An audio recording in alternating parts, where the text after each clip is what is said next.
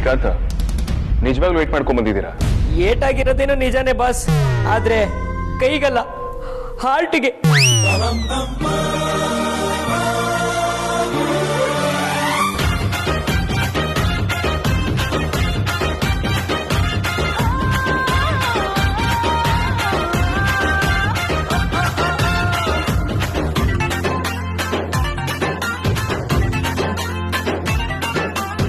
ರೀ ಕಾಂತ, ಯಾರು ಇಷ್ಟೊಂದು ರಾಖಿ ಕಟ್ಟಿರೋದು? ಪರವಾಗಿಲ್ಲ ರೀ, ನಿಮ್ಗೂ ಅಕ್ಕ ತಂಗಿರಿದಾರೆ ಅಂತ ಆಯ್ತು. ಸುಮ್ನಿರಿ ಸಾರ್ಥಕ್ ಸರ್, ಮೊದ್ಲೇ ನನ್ನ ಹಾರ್ಟ್ ವೀಕ್ ಇದೆ, ಅದಕ್ಕೆ ತಿರ್ಗಾ ಹಾರ್ಟ್ ಮಾಡಬೇಡಿ, ಆಮೇಲೆ ಕಣ್ಣೀರ್ ಹಾಕ್ಬಿಡುತ್ತೆ. ಈ ಡವ್ ಏನ್ ಕಮ್ಮಿ ಇಲ್ಲ, ಮಾಡಬಾರ್ದು ಕೆಲಸ ಮಾಡಿರ್ತಾರ, ಅದಕ್ಕೆ ಹುಡುಕೊಂಡ್ ಬಂದು ರಾಖಿ ಕಟ್ಟಿರ್ತಾರೆ. ಮಾಡಬಾರ್ದು ಕೆಲಸ ಏನು ಮಾಡಿಲ್ಲ ಸರ್, ಅವಾಗವಾಗ ಚಮಕ್ ಕೊಡ್ತಿದ್ದೆ ಅಷ್ಟೇ. ಚಮಕ್ ಕೊಡ್ತಿದ್ರೋ ಇಲ್ಲ ಚುಡಾಯಿಸ್ತಿದ್ರು? ಆತರ ಅಲ್ಲ ಚೋಟ ಬಾಸ್, ನಾನು ಬ್ಯಾಚುಲರ್ ಅಲ್ಲೇ ಒಳ್ಳೆ ಬ್ಯಾಚುಲರು. ಅದಕ್ಕೆ ನಮ್ಮ ಏರಿಯಾ ಹುಡುಗಿರೆಲ್ಲ ನನ್ನ ಹುಡ್ಕೊಂಬಂದು ತನು ಮನದಿಂದ ರಾಖಿ ಕಟ್ಟಿಬಿಟ್ರು.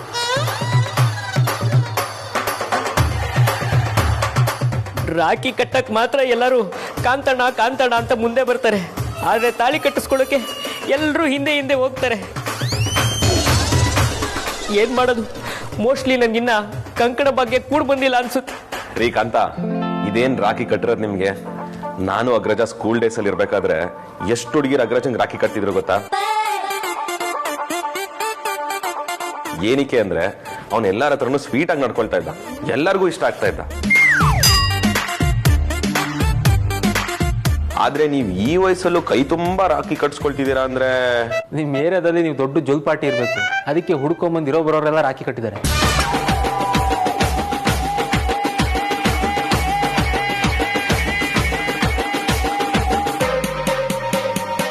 ಏನ್ ಮಾಡೋದು, ನನ್ನ ಹಣೆ ಬರೋ ಸರಿ ಇಲ್ಲ, ಅದಕ್ಕೆ ಎಲ್ಲರೂ ಆಡ್ಕೋತಾ ಇದ್ದೀರಾ.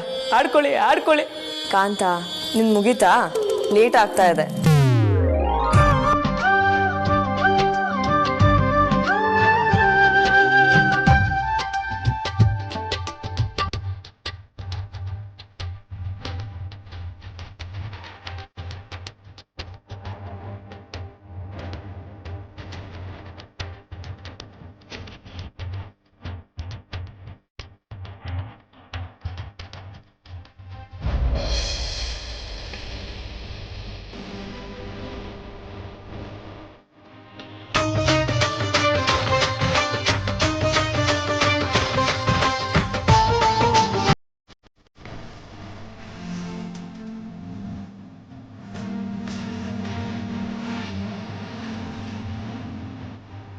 ಅಣ್ಣ ತಂಗಿಯರ ಈ ಬಂಧ ಜನುಮ ಜನುಮಗಳ ಅನುಬಂಧ.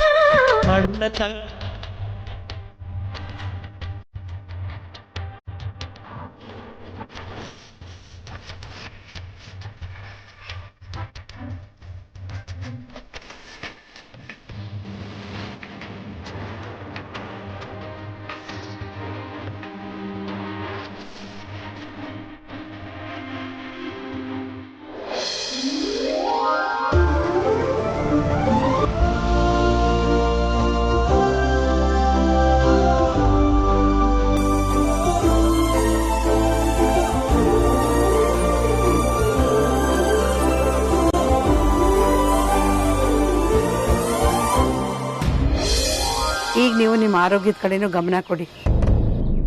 ನೋಡ್ರಿ, ದುಡ್ಡು ಕಳ್ಕೊಂಡ್ರೆ ಸಂಪಾದನೆ ಮಾಡ್ಬೋದು, ಆದರೆ ಆರೋಗ್ಯ ಹಾಳಾದ್ರೆ ಅದನ್ನು ಸರಿಪಡಿಸ್ಕೊಳ್ಳೋದು ತುಂಬ ಕಷ್ಟ. ನೋಡಿ, ಒಂದು ಕೆಲಸ ಮಾಡೋಣ, ನಾವು ಕೆಲಸ ಮಾಡೋ ಜಾಗದಲ್ಲಿ ಸ್ವಲ್ಪ ಸಾಲ ತಗೊಳ್ಳೋಣ, ಇಬ್ಬರು ಸೇರ್ಕೊಂಡು ಅದನ್ನು ತೀರ್ಸಿದ್ರಾಯ್ತು. ಹಾಗಂತೀಯ? ಹೋರಿ, ನಾವು ಕೇಳಿದ್ರೆ ಖಂಡಿತ ಇಲ್ಲ ಅನ್ನಲ್ಲ, ಸಾಲ ಕೊಡ್ತಾರೆ. ರೀ, ನನಗೊಂದು ಸಣ್ಣ ಅನುಮಾನ. ನಾವೇನೋ ದುಡ್ಡು ಕೊಡೋದಕ್ಕೆ ರೆಡಿಯಾಗಿದ್ದೀವಿ, ಆದರೆ ವೇದಾಂತ್ ಅದನ್ನ ಇಸ್ಕೊಳ್ತಾನೋ ಇಲ್ವೋ ಗೊತ್ತಿಲ್ಲ. ವೇದಾಂತ್ ನಮ್ಮ ಅಳಿಯ, ಅವನು ತಗೊಳಲ್ಲ ಅನ್ಕೊಳ್ಳೋಣ, ಆದ್ರೆ ಸುಹಾಸಿನಿ ಬಿಡ್ಬೇಕಲ್ಲ. ಸುಹಾಸಿನಿ ಅವರು ವೇದಾಂತ್ ಮುಂದೆನೆ ಮದುವೆ ಖರ್ಚಿನೆಲ್ಲ ನಾವೇ ನೋಡ್ಕೊಳ್ತೀನಿ ಅಂತ ಹೇಳಿದಾರಲ್ವಾ, ಮತ್ತೆ ಯಾಕೆ ಕೇಳ್ತಾರೆ? ಇಲ್ಲ ಪರಿ, ಏನೇ ಆದ್ರೂ ಆ ಸುಹಾಸಿನಿನ ನಂಬಕ್ಕಾಗಲ್ಲ. ಅವ್ರು ತಗೊಂಡ್ರು ತಗೋಬಹುದು. ಹಾಗಂತೀರಾ? ಸುಹಾಸಿನಿ ನಮ್ಮ ಹತ್ರ ತಗೊಂಡ್ರು ಅವರು ನಮ್ಮ ಹತ್ರ ದುಡ್ಡು ತಗೊಂಡಿದ್ದೀರ ಅನ್ನೋ ವಿಷಯನ ಬೇರೆಯವ್ರ ಹತ್ರ ಹೇಳ್ಕೊತಾರಾ? ಕೆಲವೊಮ್ಮೆ 4 ಜನಕ್ಕೆ ಗೊತ್ತಾಗಬೇಕು ಅನ್ನೋದಕ್ಕಿಂತ ನಮ್ಮ ಸ್ವಾಭಿಮಾನಕ್ಕೋಸ್ಕರ, ನಮ್ಮ ಖುಷಿಗೋಸ್ಕರ ಕೆಲವು ಕೆಲಸಗಳನ್ನು ಮಾಡಬೇಕಾಗತ್ತೆ ಪ್ರೀ.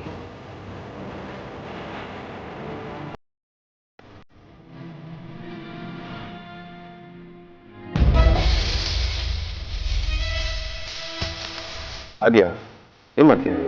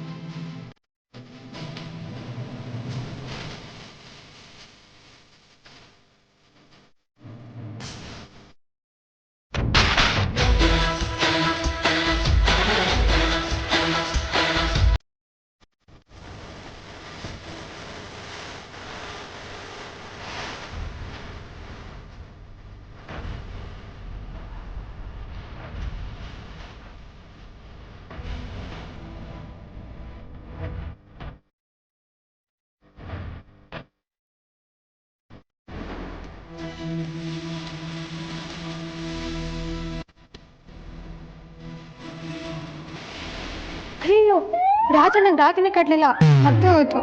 ಈಗಲೇ ಕಟ್ತೀನಿ. ರಜರಿ, ನನ್ ತಮ್ಮ ನಿನಗೆ ಹೇಗೆ ಅಣ್ಣ ಆಗ್ತಾನೆ?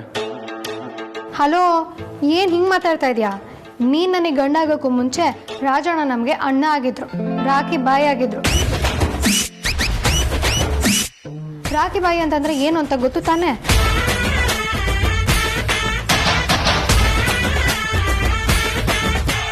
ರಾಖಿ ಬಾಯಿಗೆ ರಾಖಿ ಕಟ್ಟೋದಾರಾದ್ರೂ ಪ್ರಶ್ನೆ ಮಾಡಿದ್ರೆ ನುಗ್ಗಿ ಹೊಡೆಯೋದೆ. ಬನ್ನಿ.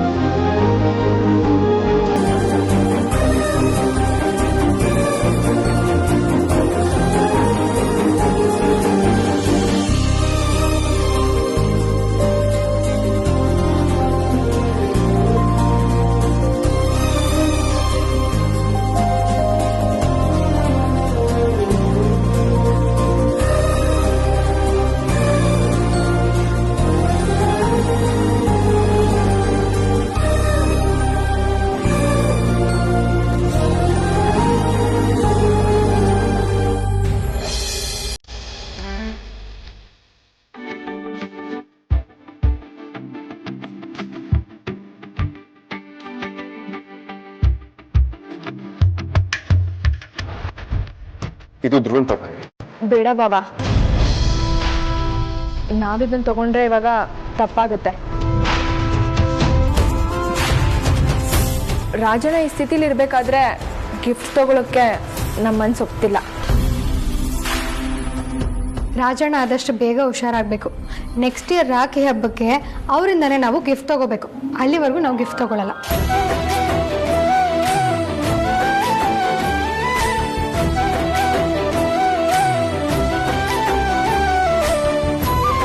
ಸರಿ ನೋಡಿ, ನನ್ನಿ ನಿನ್ನಿಷ್ಟ. ಸರಿ ಬನ್ನಿ, ತಿಂಡಿ ತಿನ್ನೋಣ.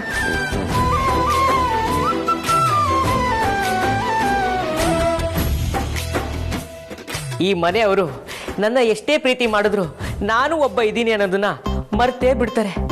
ಅದಕ್ಕೆ ಯಾರು ಆರ್ತಿನಿ ಎತ್ತಲಿಲ್ಲ, ರಾಖಿನೂ ಕಟ್ಲಿಲ್ಲ. ನನಗೆ ನಾನೇ ಆರತಿ ಎತ್ಕೊಂಡ್ಬಿಡ್ತೀನಿ.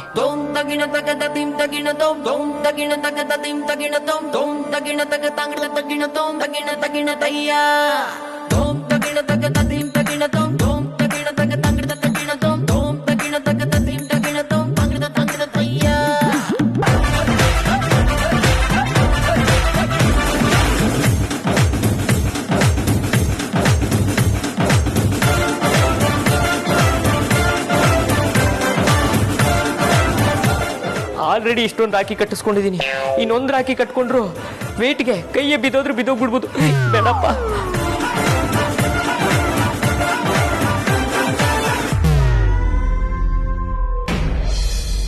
ಅಪ್ಪ ಸಾರ್ಥಕಣ್ಣಂಗೆ ರಾಖಿ ಕಟ್ಟೋದು ದುಡ್ಡೇ ಬಿಚ್ಚಲ್ಲ ಅಂತಾನೆ ಜುಗ್ಗ ಅಪ್ಪ, ಏನು ಕೊಡ್ಲೇ ಇಲ್ಲ. ಅಂಕಲ್ ತೇಜಸ್ ಪಾಪ ಒಳಗ್ ಬಾ. ಹೇಗಿದ್ಯಪ್ಪ? ಚೆನ್ನಾಗಿದೆ ನಾವು. ಅಕ್ಕ, ನಮ್ ಹತ್ರ ರಾಖಿ ಕಟ್ಟಿಸ್ಕೊಳಕ್ಕೆ ಮತ್ತೊಬ್ರು ಬಂದ್ರು ಅನ್ಸತ್ತೆ. ಹೇ ಅಂಜು, ಅಮ್ಮ ನೀನ್ ಅಷ್ಟೊಂದ್ ಸೀರಿಯಸ್ ಆಗಿ ತಗೋಬೇಡ, ನಾನ್ ತಮಾಷೆ ಮಾಡ್ದೆ ಅಷ್ಟೇ. ಪರವಾಗಿಲ್ಲ ಬಿಡಿ. ಬಾವನ್ಗೆ ನಾದ್ನಿ ಕಾಲು ಎಳಿಯೋದು, ತಮಾಷೆ ಮಾಡೋದು ಕಾಮನ್ ಅಲ್ವಾ? ಏನಂಜು? ಕರೆಕ್ಟ್ ಬಾವ. ಅಯ್ಯೋ ನಿಂತ್ಕೊಂಡೇ ಇದೀರಲ್ಲ, ಬನ್ನಿ ಕೂತ್ಕೊಳ್ಳಿ. ಸರಿ, ಕಾಫಿ ಮಾಡ್ಕೊಂಡು ತಗೊಂಬಾ. ಅದೆಲ್ಲ ಏನು ಬೇಡ, ನಾನು ಹಾಗೆ ಸುಮ್ಮನೆ ನಿಮ್ಮೆಲ್ಲರೂ ಮಾತಾಡ್ಸ್ಕೊಂಡು ಹೋಗೋಣ ಅಂತ ಬಂದೆ. ಬಾವಾ, ನಮ್ಮನ್ನ ಇಲ್ವಾ ಅಕ್ಕನ? ಹೌದು, ನಿಜ ಹೇಳ್ಬೇಕು ಅಂದ್ರೆ ಅವ್ರನ್ನ ಮಾತಾಡ್ಸೋಕೆ ಬಂದಿದ್ದು. ಅವತ್ತು ಹೆಣ್ಣೋಡು ಶಾಸ್ತ್ರದ ನಾನು ಅವ್ರನ್ನ ಸರಿಯಾಗಿ ಮಾತಾಡ್ಸಕ್ಕಾಗಲಿಲ್ಲ. ಇನ್ನೇನು ನಿಶ್ಚಿತಾರ್ಥನೂ ಹತ್ರ ಬರ್ತಾ ಇದೆ. ಸೊ ಅವ್ರ ಜೊತೆ ಒಮ್ಮೆನೂ ಓಪನ್ ಆಗಿ ಮಾತಾಡಕ್ಕಾಗಿಲ್ಲ. ಅದಕ್ಕೆ ಇವತ್ತು ಅವ್ರನ್ನ ಮಾತಾಡ್ಸೋಣ ಅಂತ ಬಂದೆ. ಅಯ್ಯೋ ಅದಕ್ಕೇನಂತೆ, ಧಾರಾಳವಾಗಿ ಮಾತಾಡಿಸ್ಕೊಂಡು ಹೋಗಿ ಅಲ್ವಾ ಪರಿ? ಹಾ, ನಮ್ದೇನೋ ಅಭ್ಯಂತರ ಇಲ್ಲ, ಮಾತಾಡ್ಬೋದಪ್ಪ. ಅದಿತಿ, ಹೋಗಮ್ಮ ಮಾತಾಡು. ಅಂಕಲ್ ಅದು ಹಾಗಲ್ಲ, ನೀವು ಪರ್ಮಿಷನ್ ಕೊಟ್ರೆ ಇವ್ರನ್ನ ಆಚೆ ಕರ್ಕೊಂಡು ಹೋಗೋದಾ? ಅಯ್ಯೋ ತಪ್ಪು ತಿಳ್ಕೊಬೇಡಿ, ಆಚೆ ಅಂದ್ರೆ ನಮ್ಮ ಹಾಸ್ಪಿಟಲ್ಗೆ. ಇವ್ರನ್ನ ನಮ್ಮ ಕೊಲೀಸ್ಗೆಲ್ಲ ಪರಿಚಯ ಮಾಡಿ ಹಾಗೆ ನಾವು ಸ್ವಲ್ಪ ಮಾತಾಡೋಣ ಅಂತ.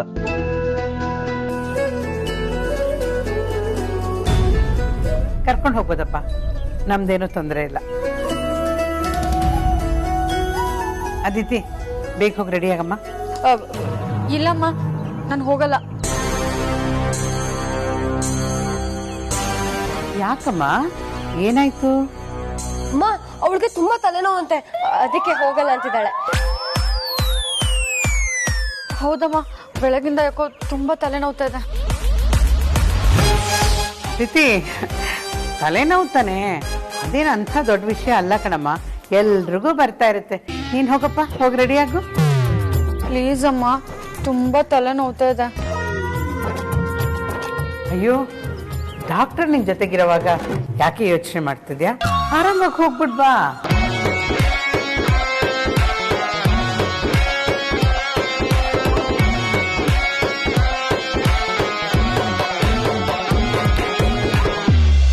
ಶ್ರೀಕಾಂತ, ಆದ್ಯ ಆರ್ಗ್ಯಾನಿಕ್ಸ್ ಪರವಾಗಿ ರೈಸ್ ಟ್ರೇಡರ್ಸ್ ಹತ್ರ ಮಾತಾಡಿ ಅಂತ ಹೇಳಿದ್ನಲ್ಲ, ನೀವು ಅವ್ರ ಹತ್ರ ಮಾತಾಡಿದ್ರ?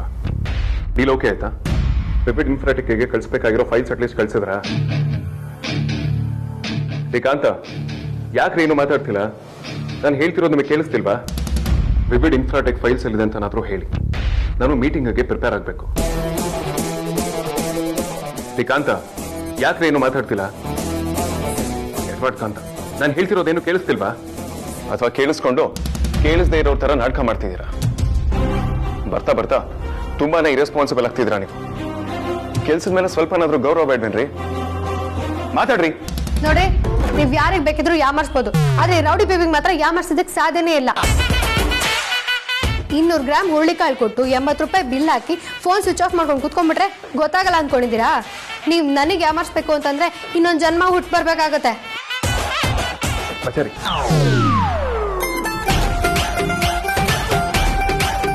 ಶ್ರೀಕಾಂತ, ಯಾಕ್ರಿ ಫೈಲ್ ಇನ್ನೂ ಕಳಿಸಿಲ್ಲ?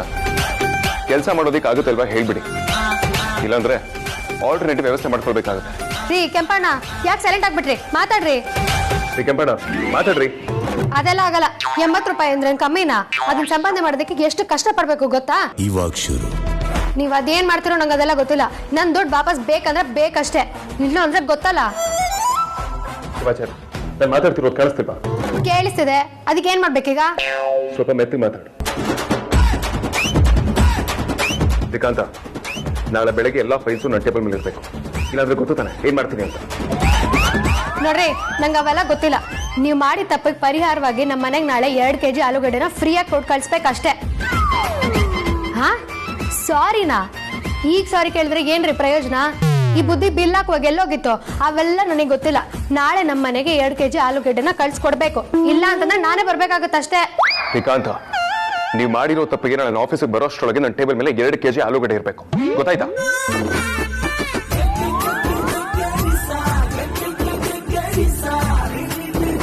ಸರಿ, ಆಲೂಗಡ್ಡೆ ಕಳ್ಸ್ಕೊಡಕ್ಕಾಗ್ಲಿಲ್ಲ ಅಂತಂದ್ರೆ ನನ್ ದುಡ್ಡನ್ನ ವಾಪಸ್ ಕೊಡಿ. ಅದನ್ನ ಬಿಟ್ಟು ಬಂದಿರೋ ದುಡ್ಡು ಅನ್ಕೊಂಡಿದ್ದೀರಾ? ಕಷ್ಟಪಟ್ಟು ಧಾರಾಕಾರವಾಗಿ ಬೇರ್ ಸುರಿಸಿ ದುಡ್ಡಿರೋ ದುಡ್ಡದು. ಕಂಡ್ಕೊಂಡವ್ರಿಗೆಲ್ಲ ಫ್ರೀಯಾಗಿ ಕೊಡಕ್ಕಾಗಲ್ಲ. ಏಯ್, ಏನಯ್ಯ ಮಾಡ್ತಿದ್ಯಾ? ಮಾತಾಡ್ತಿರೋದು ಕಾಣಿಸ್ತಿಲ್ವಾ? ಆ ದಿನಸಿ ಕೆಂಪಣ್ಣ ದುಡ್ಡು ಹೊಡೆದಿದ್ದಾನೆ. ಅವನ ಹತ್ರ ದುಡ್ಡು ವಸೂಲಿ ಮಾಡ್ತಿದ್ರೆ ಹೇಳ್ದೆ ಕೇಳ್ದೆ ಕಟ್ ಮಾಡ್ತಿಲ್ಲ. ನೀಗೇನಾದ್ರು ತಲೆಗೆಲೆ ಕೆಟ್ಟಿದ್ಯಾ? ಎಲ್ಲಿ ಬಿಡ್ತೀಯ ನಿನ್ ಬುದ್ಧಿನ? Disgusting nonsense. ಮಾತ್ರ ಎಷ್ಟು ದುಡ್ಡಿದ್ರು ಪಾಪ ಆ ತರಕಾರಿ ಮಾರೋರ ಹತ್ರ ಬಾರ್ಗೇನ್ ಮಾಡ್ತಿಯಲ್ಲ, ನಾಚಿಕೆ ಅಲ್ಲ ನಿನಗೆ? ನೀನ್ ಮಾಡೋ ಕೆಲಸಕ್ಕೆ ಹೊರಗಡೆ ನನ್ ಮರ್ಯಾದೆ ಹೋಗುತ್ತೆ. ಸ್ವಲ್ಪನಾದ್ರೂ ವಸಿಷ್ಠ ಫ್ಯಾಮಿಲಿ ಸೊಸೆ ಹತ್ರ ಬಿಹೇವ್ ಮಾಡೋದು ಕಲ್ತ್ಕೋ.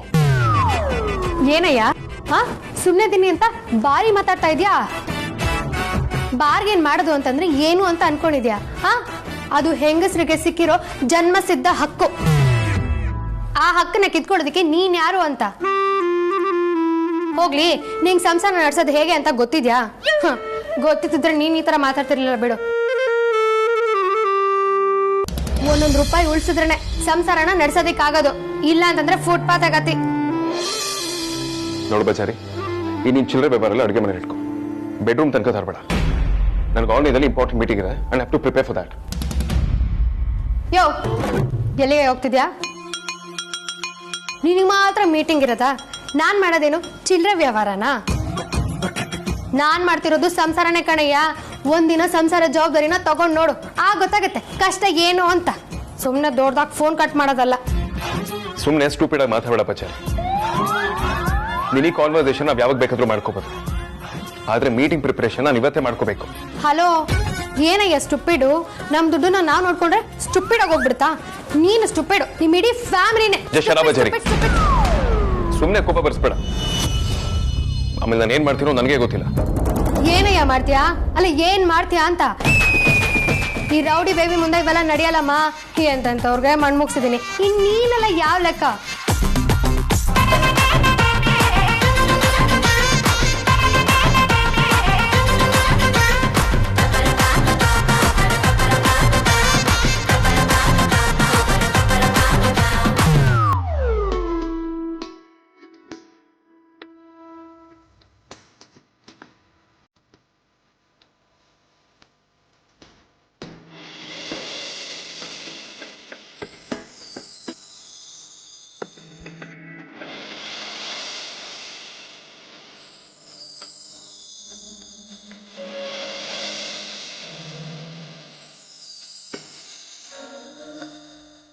ಯಾಕೆ ಯಾವಾಗಲೂ ಒಟ ಅಂತಿರ್ತೀಯ? ಸ್ವಲ್ಪನಾದ್ರೂ ಕೂಲಾಗಿರೋದು ಕಲ್ತ್ಕೊ. ಅಟ್ಲೀಸ್ಟ್ ಇನ್ನು ಮುಂದೆ ಕೂಲಾಗಿರೋದನ್ನ ಅಭ್ಯಾಸ ಮಾಡಿ.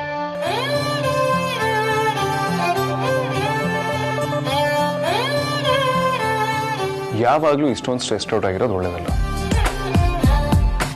ಸ್ವಲ್ಪ ಆರಾಮಾಗಿರೋ ಬಚಾರಿ. ಈ ನಿನ್ನ ತುಟಿಗಳ ಮೇಲೆ ಯಾವಾಗಲೂ ಒಂದು ಸಣ್ಣ ಸ್ಮೈಲ್ ಇರಬೇಕು. ಆಗ್ಲಿ ನೀನು ಏಂಜಲ್ ತರ ಕಾಣೋದು.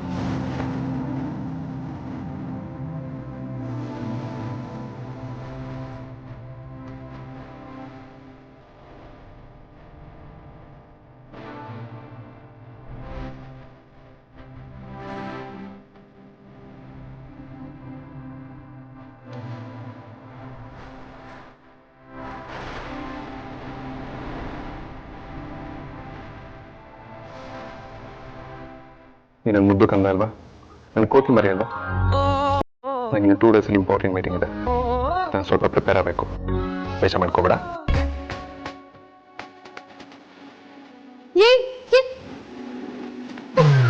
ರೋಬೋಟ್